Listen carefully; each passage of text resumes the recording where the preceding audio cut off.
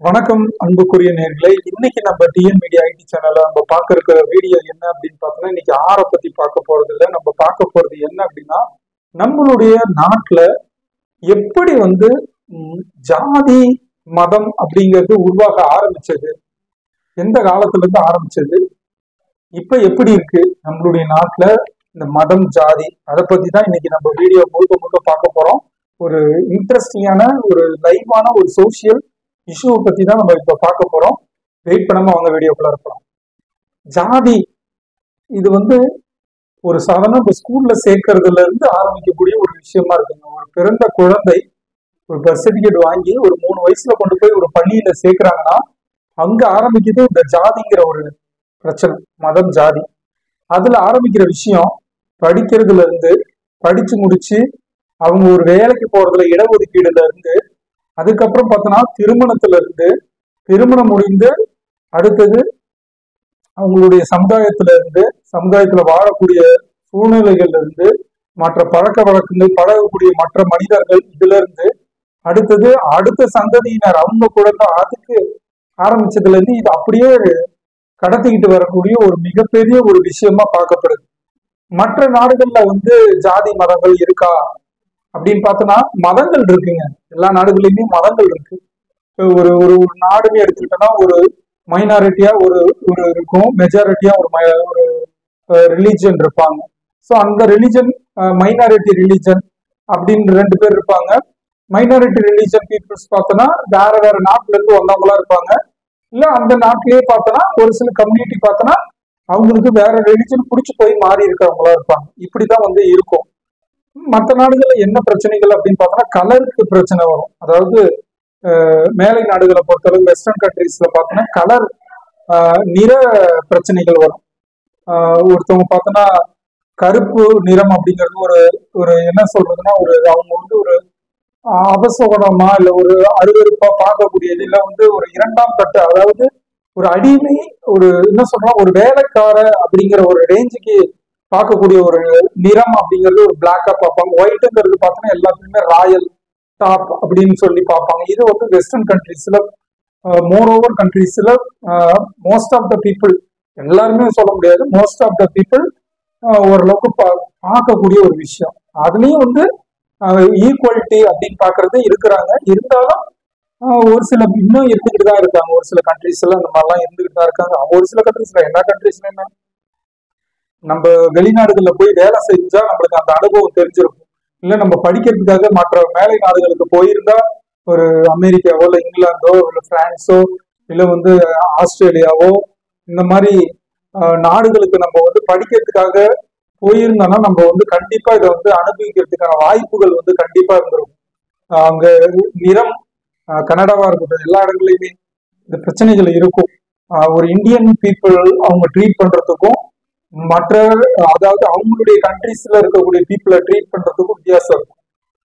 இந்த மாதிரி பிரச்சனைகள் இருக்கு. நம்ம நாட்டுல என்ன பிரச்சனை அப்படின்னு பார்த்தோன்னா இங்க பாத்தீங்கன்னா நிறம் அப்படிங்கிறது மோர் ஓவர் அப்படிங்கிறது ரொம்ப ரொம்ப கம்மி தான்.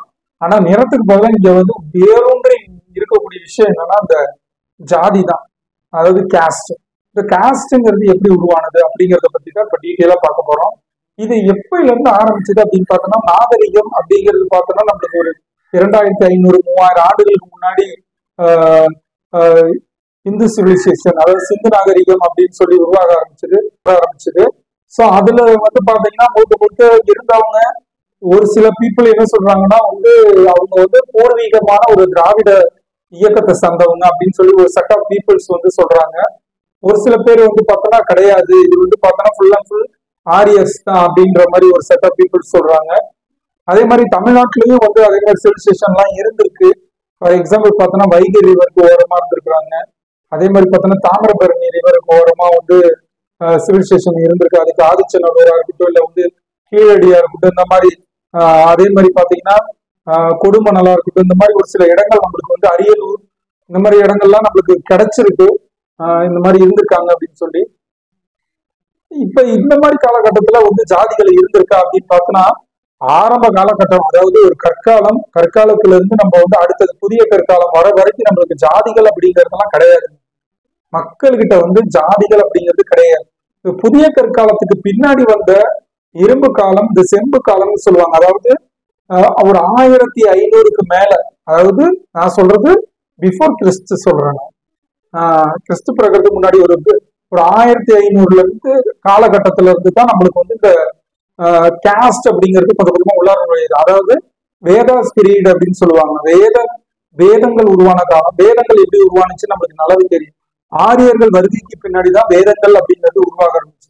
ஆரியர்கள் அப்படிங்கிறவங்க யாரு அப்படின்னு பார்த்தோன்னா, ஒரு மத்திய கிழக்கு ஆசிய பகுதிகளில் இருந்து வந்தவங்க தான் வந்து பார்த்தோன்னா ஆரியர்கள். அவர்கள் பார்த்தோன்னா நிறம் பார்த்தோன்னா வெளிரிய நிறமா இருப்பாங்க. கண்கள் பார்த்தோன்னா ஒரு மாதிரி ப்ரௌனிஷா இருக்கும். அவங்களுடைய கண்கள் பார்த்தோன்னா ஒரு ப்ரௌன் பிளஸ் பார்த்தோன்னா ஒரு கிரே கலர் மாதிரிலாம் இருக்கும் அவங்களுடைய கண்கள். அதே மாதிரி பார்த்தீங்கன்னா அவங்களுடைய தொழில் என்னன்னா மேய்த்தல் தொழில். அதாவது ஆடு மாடு மேய்க்கிறது தான் அவங்களுடைய முழு தொழிலா இருந்துச்சு. ஸோ இப்படி மேய்த்தலுக்காக அப்படியே ஒவ்வொரு இடமா டிராவல் பண்ணி அங்கேயே குடியேற ஆரம்பிச்சு அப்படியே அங்கேயே நாகரிகம் வளர்ந்து அப்படியே மக்கள் வந்து மக்கள் வந்து அங்க இருக்கக்கூடிய நிலங்களை வந்து அப்படியே வந்து விவசாயமா பயன்படுத்தி அப்படியே கூட்டமா வாழ ஆரம்பிச்சது இந்த ஆரியஸ். இப்படிதான் வந்து அவங்க என்ன பண்றாங்கன்னா ஐரோப்பியில இருந்து மத்திய ஆசியாவில இருந்து இப்படி டிராவல் ஆகி என்ன பண்றாங்கன்னா வராங்க. இப்படி டிராவல் ஆகி வந்துட்டு இருக்கும் போது நம்ம இந்தியாஸ்ல இந்த ரிவர், நம்ம சிந்து ரிவர் வழியா என்ன பண்றாங்கன்னா அங்கங்க கூடாரம் அமைச்சு வராங்க. இப்படி வரும்போது அவங்க கொஞ்சம் கொஞ்சமா நாளடைவுல வந்து என்ன ஆனாங்கன்னா ஃபுல் அண்ட் ஃபுல் மக்கள் வந்து வாழ ஆரம்பிக்கிறாங்க, குடியேற ஆரம்பிக்கிறாங்க. அவங்கதான் முதல்ல என்ன பண்றாங்க அப்படின்னா இந்த வேதம் அப்படின்னு சொல்லி உருவாக ஆரம்பிக்குது. வேதங்கள் நம்மளுக்கு என்னென்ன வகைகள்னு தெரியும். ரிக், யஜுர், சாம, ஆதர்வனா அப்படின்னு சொல்லி 4 வேதங்கள் இருக்கு. இதுல ஃபர்ஸ்ட் ஒன் பார்த்தீங்கன்னா ரிக் வேதம். ரிக் வேதங்கிறது தான் ரொம்ப ரொம்ப பழமையான வேதம். இந்த பழமையான வேதத்துல பாத்தீங்கன்னா என்ன சொல்லப்பட்டிருக்கு அப்படின்னு பார்த்தோன்னா இங்க பெண்களை தான் உயர்வா நல்லா நடத்தியிருக்காங்க. பெண்களை வந்து ரொம்ப இழிவாலாம் நடத்தப்படலை. ரிக்ல ரொம்ப உயர்வா பார்க்கப்பட்டிருக்கு. அதே டைம்ல பார்த்தோன்னா கால்நடைகளை வந்து ஒரு தெய்வமா பார்த்திருக்காங்க. அதே மாதிரி பாத்தீங்கன்னா இங்க இருந்துதான் நம்மளுக்கு அந்த ப்ரியாரிட்டிக்கு ஆரம்பிச்சிருக்கு. என்ன ப்ரியாரிட்டி அப்படின்னு பார்த்தோன்னா ஒரு செட் ஆஃப் பீப்புள், மக்கள் அவங்கள வந்து ஒரு பிரிச்சிருக்காங்க, ஒரு கேட்டகரியா பிரிச்சிருக்காங்க. என்ன கேட்டகரியா அப்படின்னு பார்த்தோன்னா பிராமணஸ், அப்புறம் பார்த்தோன்னா வீரர்கள், அதாவது இந்த அரச குடும்பத்தை சேர்ந்தவங்க, அதாவது மக்கள்ல வந்து கண்ட்ரோல் பண்ணி இருக்காங்க பாருங்க, அவங்க வீரர்கள் சொல்றோம் பாத்தீங்களா, சத்ரியா. அதே மாதிரி பாத்தீங்கன்னா அதுக்கடுத்து இருக்கக்கூடியவங்களை வந்து எல்லாத்தையும் ஒரே கேட்டகரியா வச்சிருந்துருக்காங்க. மீதி இருக்கக்கூடிய மக்கள் எல்லாத்தையுமே ஒரே கேட்டகரி, மற்ற எல்லா வேலையும் செய்யறவங்க, எந்த வேலை செஞ்சாலும் சரி. அதே மாதிரி இவங்க பார்த்தா முழுவதுமா அதிகமா பார்த்தோன்னா தெய்வ வழிபாடுங்கிறது அதிகமா பின்பற்றினவங்க தான் அந்த ஆரியர்கள் அப்படின்னு சொல்லப்படலாம். அதுக்கு முன்னாடி இந்த பீப்புள்ஸ் எல்லாம் அதெல்லாம் கிடையாது. அவங்க பாட்டு சாதாரணமா இருப்பாங்க. முக்கியமான நாள் ஏதாவது கும்பிடுவாங்க, அவ்வளவுதானே தவிர அந்த சாமிக்காக வந்து ரொம்ப யாகம் வளர்க்கறது இந்த மாதிரி பண்றது எல்லாமே பார்த்தோன்னா இந்த வேதங்கள்ல தான் நம்மளுக்கு வந்து அதிகமா பார்க்கலாம். இந்த வேத காலத்துலதான் வந்து அதிகமா நம்மளுக்கு வந்து என்ன புராண கதைகள்லாம் அதிகமா புனையப்பட்டு வெளியே வந்திருக்கு அப்படின்னு சொல்லப்படுது. ஃபார் எக்ஸாம்பிள் பார்த்தோன்னா ராமாயணமா இருக்கட்டும், மகாபாரதமா இருக்கட்டும், இது எல்லா கதைகளுமே நம்ம இதிகாசங்கள்ல இருந்து பார்க்கக்கூடிய புராண கதைகள் எல்லாமே, முக்கியமா நார்த் இந்தியன்ஸ்ல இருந்து வந்த கதைகள் எல்லாமே பார்த்தோன்னா அந்த புராண கதைகள் எல்லாமே பார்த்தோன்னா இந்த வேத பீரியட்ல தான் நம்மளுக்கு வந்திருக்கு. அதுக்கடுத்து கடைசியா அதர்வனால பார்த்தோம்னா நல்லா இது வந்து டெவலப் ஆகி அதர்வனால பார்த்தீங்கன்னா டோட்டலா பெண்களுக்கான உரிமைகள் முழுவதுமா வந்து ஒடுக்கப்பட்டிருக்கு. பெண்கள் வந்து என்னன்னா கணவன் இறந்துட்டா பெண்கள் வந்து உடன்கட்டை ஏறணும் அப்படிங்கிற அளவுக்கு வந்து டெவலப் ஆயிருக்கு அப்படின்னு கூட சொல்லலாம். அந்த அளவுக்கு வந்து ரொம்ப இதாயிப்போச்சு அந்த டைம்ல. அதே மாதிரி பாத்தீங்கன்னா இவங்க வந்து முழுவதுமா பிரிக்கப்பட்டிருக்கு. என்ன பிரிக்கப்பட்டிருக்குன்னா, அதாவது சத்திரியர்கள், பிராமணர்கள், வைசியர்கள், அப்புறம் பார்த்தீங்கன்னா சூத்திரர்கள் இப்படின்னு சொல்லி பிரிச்சிருக்காங்க. அதாவது பிராமணர்கள் அப்படின்னு பார்த்தோன்னா அந்த கடவுளுக்காக தொண்டு செய்யறவங்க, யாகம் பண்றவங்க, எந்த கேட்டகரியில இருக்கிறவங்க எல்லாமே பிராமணர்கள் வச்சிருக்காங்க. சத்திரியர்கள் அப்படின்னு பார்த்தோன்னா அந்த போர்ல வந்து ஈடுபடக்கூடிய தலைவர்கள், அதுல இருக்கக்கூடிய போர் வீரர்கள் எல்லாமே வந்து சத்திரியர்கள் குடும்பம் அப்படின்னு சொல்லுவாங்க. அதுக்கு அடுத்தது பார்த்தோன்னா வைசியர்கள் அப்படின்னு பார்த்தோன்னா வியாபாரம் பண்ணக்கூடியவங்க எல்லாமே அந்த கேட்டகரியில வச்சிருக்காங்க. கடைசியா பார்த்தோன்னா சூத்திரர்கள்ங்கிறது பார்த்தோன்னா இந்த வேத பீரியட் கடைசி காலத்துல பார்த்தோன்னா அவங்க எல்லா இடத்துலயுமே புறக்கணிக்கப்பட்டிருக்காங்க. ஈவன் பார்த்தோன்னா அவங்க விவசாயம் பண்ணுவாங்க. விவசாயம் பண்ணாலும் கூட அவங்க வந்து ஒரு பொது இடங்கள்ல பொது இதுல பார்த்தோன்னா அவங்க ஒதுங்கி நிற்கக்கூடிய ஒரு இடத்துக்கு அவங்களுக்கு தள்ளப்பட்டிருக்கு. ஸோ இப்படித்தான் புராணங்கள் என்ன பண்ணிருக்குன்னா கொஞ்சம் கொஞ்சமா டெவலப் ஆகி அதுக்கடுத்த பீரியட்ல பார்த்தோன்னா குப்தா பீரியடு கிட்டத்தட்ட ஒரு 350 கிறிஸ்து பிறந்ததுக்கு பின்னாடி அந்த இதுல பார்த்தோன்னா குப்தர்கள் காலத்துலதான் வந்து பார்த்தோன்னா பயங்கரமா என்ன ஆயிருக்கு அப்படின்னு பார்த்தோன்னா சடங்குகள் வேள்விகள் யாகங்கள்னு சொல்லி ரொம்ப கடவுள் அப்படிங்கிறது ரொம்ப யாகமா அந்த என்ன சொல்றேன்னா ரொம்ப ஊறி போயிருக்கு. இந்த வேதங்கள் அப்படிங்கிறது ரொம்ப ரொம்ப ஊறி அதுலதான் வந்து பார்த்தோன்னா எல்லாருமே வந்து இப்படிதான் இருக்கணும் அப்படின்னு சொல்லி ஒரு கட்டுப்பாடு அப்படிங்கிறது அதுலதான் கொண்டு வந்தது. மக்கள் இப்படிதான் இருக்கணும், இந்த மக்கள் இங்கதான் வரணும், இந்த மக்கள் இங்க வரக்கூடாது அப்படின்னு சொல்லி அந்த ஒரு வரமுறையை வந்து கிரியேட் பண்ணி அதுக்கப்புறம் இந்த மக்கள் வந்து அதை ஃபாலோ பண்ணி ரொம்ப ஒடுக்கப்பட்ட ஒரு சூழல் அப்படிங்கிறது இந்த புத்தர்கள் காலத்துலதான். புத்தர்கள் காலத்துல ஒரு சில பொற்காலம்னு கூட சொல்லுவாங்க. ஆனா வந்து பற்காலம் அப்படின்னு சொன்னாலும் வந்து அந்த பிளவுகள், அதாவது இந்த மாதிரி ஜாதி ரீதியான பிரிவுகள் அப்படிங்கிறது அங்கதான் ஆரம்பிச்சது. அதுக்கப்புறம் வந்து ராஜபுத்திரர்கள் காலத்துல இது நல்லா மேம்படுத்தப்பட்டு கேட்டகரியா பிரிக்க ஆரம்பிச்சு இது வந்து ஒவ்வொரு பிராமணர்களுக்குன்னு ஒரு முக்கியத்துவம், அதே மாதிரி இந்த சத்திரிய வம்சத்துல இருக்கிறவங்களுக்கு ஒரு முக்கியத்துவம், அடுத்தது வணிகம் செய்யக்கூடிய மற்ற தொழிலாளர்களுக்கு ஒரு முக்கியத்துவம், அடுத்தது சூத்திரதாரர்கள் அவங்களுக்கு ஒரு முக்கியத்துவம் அப்படிங்கிற மாதிரி பிரிக்கப்பட்டு போக ஆரம்பிச்சது. அதுக்கப்புறம் வந்து முகலாய வம்சம், அதாவது இந்த முஸ்லிம்ஸ் அவங்களுடைய வருகைக்கு பின்னாடி எப்படி ஆக ஆரம்பிச்சது அப்படின்னு பார்த்தோம்னா முழுவதுமா எல்லாருமே வந்து இதுல ஒடுக்கப்பட்ட மக்கள் எல்லாமே கொஞ்சம் கொஞ்சமா மாற ஆரம்பிச்சாங்க. இந்த கொடுமைகள் தாங்க முடியாம என்ன பண்ணிட்டாங்கன்னா முஸ்லீமுக்கு கன்வெர்ட் பண்ண ஆரம்பிச்சிட்டாங்க. முக்கியமா சூத்திரர்கள் போறதை விட முக்கியமா அந்த வைசியர்கள் அதிகமா என்ன பண்ண ஆரம்பிச்சிட்டாங்க, போக ஆரம்பிச்சிட்டாங்க. அதே மாதிரி பார்த்தோன்னா சத்திரியர்கள் கூட அந்த வீரகுலத்துல இருந்தாலும் அந்த ராஜவம்சத்துல இருக்கிறவங்களுக்கு கொடுக்கக்கூடிய மரியாதை எல்லா வீரர்களுக்குமே அளிக்கப்படலை. ஸோ அவங்களும் என்ன பண்ண ஆரம்பிச்சிட்டாங்கன்னா டோட்டலா வந்து முஸ்லீம் அந்த இதுக்கு மாற ஆரம்பிச்சிட்டாங்க, அவங்களுடைய மதத்துக்கு மாற ஆரம்பிச்சிட்டாங்க, முழுவதுமா பின்பற்ற ஆரம்பிச்சிட்டாங்க. ஸோ இப்படி என்ன ஆரம்பிச்சது அப்படின்னு சொல்லிட்டு பார்த்தோன்னா இவங்களுக்குள்ளாரையும் உட்பிரிவுகள், இவங்களுக்குள்ளாரையும் சண்டை போக்கு இப்படி ஆக ஆரம்பிச்சது. காலங்கள் கடந்து என்ன ஆயிடுச்சுன்னா இவங்களுக்குள்ளாரையும் பல பிரிவுகள் வர ஆரம்பிச்சது. இப்படிதான் வந்து ஜாதிகள் வந்து ஒண்ணுக்குள்ளார பிரிய ஆரம்பிச்சது. நீ பெரியாளா நான் பெரியாளான்னு சொல்லி. ஸோ இப்படி பிரிய என்ன ஆக ஆரம்பிச்சது அப்படின்னு நாளடைவுல இது வட இந்தியாவில மட்டுமா அப்படின்னு பார்த்தோன்னா தென்னிந்தியாவிலையும் நம்மளுடைய பகுதிகளை சேர சோழ பாண்டியன் அதே காலகட்டத்துல இங்க ஆட்சி செஞ்சுட்டு இருக்க 10ஆம் நூற்றாண்டு 11ஆம் நூற்றாண்டு 12ஆம் நூற்றாண்டு காலகட்டத்துல நம்ம இதுலயும் அதே மாதிரி வேளாளர்கள், மறவர்கள், கள்ளர்கள் இந்த மாதிரி பிரிவுகள் எல்லாம் இங்கேயும் இருந்திருக்கு. இங்கேயும் வந்து பல போராட்டங்கள்,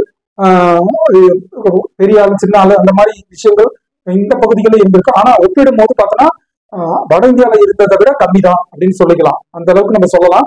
இந்த அளவுக்கு இங்க வந்து அந்த அளவுக்கு போராட்டங்களோ ஜாதி அந்த ரொம்ப ரொம்ப பாக்குறது அப்படிங்கிறதுலாம் இங்க கிடையாது, தமிழ்நாட்டுல கிடையாது, வட இந்தியாவில இருந்த அளவுக்கு எல்லாம் கிடையாது. என்ன ஆரம்பிச்சது அப்படின்னு பார்த்தோன்னா ஆங்கிலேயர் வருகைக்கு பின்னாடி என்ன ஆரம்பிச்சதுன்னா ஆங்கிலேயர்கள் இதை வந்து முறையா வகுக்கணும் அப்படின்னு சொல்லி அவன் ஒழுங்கா கண்ட்ரோல் பண்ணி நம்ம இதுல இருந்து எல்லாத்தையும் சொல்லணும்னா நம்மளுக்குள்ளார சண்டையை ஏற்படுத்தி விடணும் அப்படிங்கிறதுக்காக உயர் ஜாதி கீழ் ஜாதி இந்த மாதிரி என்ன பண்ண ஆரம்பிச்சிட்டோம்னா ஒரு கேட்டகரி மாதிரி பிரிக்க ஆரம்பிச்சுட்டு ஒருத்தவங்களுக்கு வந்து பாசிட்டிவா கொடுக்குற மாதிரி ஒருத்தவங்க தூண்டி விடுறது, ஒருத்தவங்களுக்கு ஏதாவது பண்ற மாதிரி ஆசை காட்டி இன்னொருத்தவங்க தூண்டி விடுறது, நான் அவங்களுக்கு பண்ணிட்டு உனக்கு பண்ணல இந்த மாதிரி என்ன பண்றதுன்னா தூண்டி விட்டு சண்டையை ஏற்படுத்துறது, ஒரு பிரிவுக்கும் இன்னொரு பிரிவுக்கும் சண்டையை ஏற்படுத்தி அதன் மூலியமா ஆதாயத்தை தேடிக்கிறது தான் ஆங்கிலேயரோட வழக்கமா இருந்தது. ஏன்னா நம்மளுக்குள்ளாரே சண்டையை ஏற்படுத்திக்கிட்டா நம்ம வந்து சுதந்திரத்துக்காக போராட மாட்டோம் அப்படிங்கிறது அவங்களுடைய கால்குலேஷன். ஸோ இதெல்லாம் வந்து உடச்சி எரிஞ்சு நம்ம சுதந்திரம் வாங்கி கிட்டத்தட்ட இன்னைக்கு ஒரு 75 ஆண்டுகள் முடிச்சு போச்சு. ஆனா இன்றையும் பாத்தீங்கன்னா நம்மளுடைய மாநிலங்களா இருக்கட்டும், இந்தியாவா இருக்கட்டும், இன்னமும் இந்த மதப்போக்கு, மதம்ங்கிறது ஒரு மதம் பிடித்த யானை மாதிரி எல்லாத்துக்கும் வந்து பிடிச்சி போய் ஒரு படித்தவர்கள் கூட அந்த ஒரு மதத்தை விட்டோ இல்லாட்டி வந்து ஒரு ஜாதியை விட்டு வெளியே வர முடியாம அதுல வந்து ஊறி போய் இருக்கக்கூடிய சூழல் இன்றும் காணப்படுது. தமிழ்நாட்டிலேயே இருக்கு. தமிழ்நாட்டிலேயே ஒடுக்கப்பட்ட மக்களை வந்து கோயிலுக்கு போகக்கூடாது, தண்ணி எடுக்கக்கூடாது, செருப்பு போட்டு வரக்கூடாது, இந்த மாதிரி ஒரு சூழல்லாம் இன்னமும் ஒரு சில பகுதிகளில் நிலவிக்கிட்டு தான் இருக்கு. ஸோ இதெல்லாம் எப்ப மாறும் அப்படிங்கிறது யார் கையில இல்லைங்க, நம்ம கையில தான் இருக்கு, நம்மளுடைய எண்ணங்கள் கையில தான் இருக்கு. அரசியல்வாதிகள் அவங்க எப்படி வெள்ளக்காரங்க வந்து ஆட்டி உடைச்சாங்களோ, இந்த ஜாதியை வச்சு ஆட்டி படைச்சாங்களோ, மதத்தை வச்சு ஆட்டி படைச்சாங்களோ, சண்டை ஏற்படுத்தி அதே மாதிரிதான் இப்ப இருக்கக்கூடிய அரசியல் தலைவர்களும் ஜாதிய மதத்தை வச்சு என்ன பண்ணிட்டு இருக்காங்க, ஆட்சி செஞ்சுட்டு இருக்காங்க. அதுக்கு நம்ம ஒரு 100 அளவு கூட இடம் கொடுக்காம நம்ம இருந்தா மட்டும்தான் நம்மளால மேல வர முடியும். நம்ம வந்து அதுக்கு இடமே கொடுக்க கூடாது. ஒரு எல்லாருமே அனைவருமே சமம். இந்த உலகத்துல வந்து பிறந்த அனைவருக்கும் எல்லாத்துலயுமே சம பங்கு இருக்கு அப்படின்னு சொல்லி நம்ம அடுத்தவங்களுக்கு ஒரு சகோதரத்தோட நம்ம இருந்தா மட்டும்தான் நம்ம வாழ்க்கையில வந்து முன்னேற முடியும். ஸோ இப்ப கிட்டத்தட்ட பாத்தீங்கன்னா 3000க்கும் மேற்பட்ட ஜாதிகள் வந்து இந்தியா முழுவதுமே இருக்கு. அதுல உட்பிரிவுகள் அப்படின்னு பார்த்தோன்னா கிட்டத்தட்ட 90,000க்கு மேல இருக்கு. இவ்வளவு ஜாதி உட்பிரிவுகள் இருக்கக்கூடிய ஒரு மிகப்பெரிய ஒரு நாடு தான் நம்மளுடைய இந்தியா. மற்ற நாடுகளை ஒப்பிடும் போது மற்ற நாடுகள் இந்த மாதிரி எங்கேயுமே கிடையாது. இந்தியாவில தான் இவ்வளவு பிரிவுகள் உட்பிரிவுகள் எல்லாம் இருக்கு. மதங்களே நம்மளுக்கு அதிகமா இருக்கு. அந்த மதங்களுக்குள்ளார ஒரு ஜாதிக்குள்ளார ஒரு உட்பிரிவு. இதுல நீ பெரியாளா நான் பெரியாளா, ஒரே ஜாதியா இருந்தாலும் இதுல நீ பெரியாளா நான் பெரியாளா அப்படிங்கிற அளவுக்கு போட்டி பொறாமை எல்லாத்தையும் விடுவோம். எல்லாருமே நண்பர்கள், எல்லாருமே சகோதரத்துவங்கள் அப்படின்னு நினைப்போம். ஒற்றுமையா வாழ கத்துக்குவோம், எல்லாத்தையுமே தூக்கி எறிவோம். இந்த மாதிரி நீங்க பல இடங்கள்ல பல வெளிநாடுகள் போயிருப்பீங்க. இங்கேயே பல அனுபவங்கள் நடந்துக்கும் உங்களுடைய வாழ்க்கையில. உங்களுடைய அனுபவங்களை தயவு செஞ்சு கமெண்ட் பாக்ஸ்ல ஷேர் பண்ணுங்க. நல்ல வீடியோ பதிவு சந்திக்கிறேன். நன்றி, வணக்கம்.